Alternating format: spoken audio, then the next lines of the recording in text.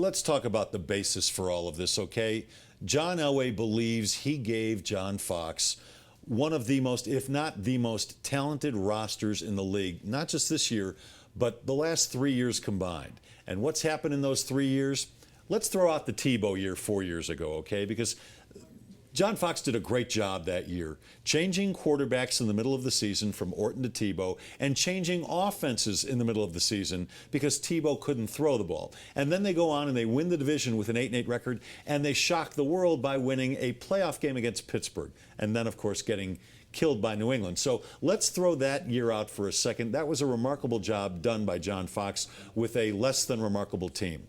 But then John Elway puts Peyton Manning in John Fox's lap and gives John Fox a pretty good defense. And what happens that year?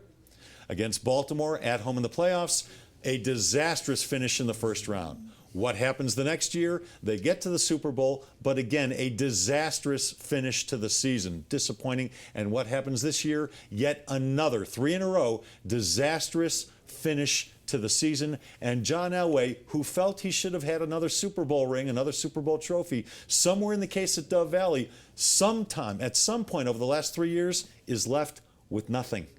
Nothing. No more trophies, no more rings. A couple of issues that I'd like to bring up. John Fox was as much responsible, I believe, as John Elway for, and we're getting more up-to-date information, but John Fox was as responsible as John Elway for bringing in Peyton Manning, so we should clear that. And you pointed out, he's the one who really made it happen to put Tim Tebow in the lineup, and they did have that successful run for a lot of years. I would have given him my Coach of the Year that year. On the other side, I still believe that when he decided at the end of regulation to take a knee, when you had Peyton Manning, who was at the height of his career in 2012 and 2013, well, there were him a chance. There were three things that game. Taking the knee at the end of the first half when you had timeouts in your pocket, taking a knee at the end of the second half when you had timeouts in your pocket, and not throwing the ball on 3rd and 7 when a first down would have iced the game for you. Instead, he went conservative and ran it 3 times against Baltimore. Let me bring a lot of people still remember that and remember it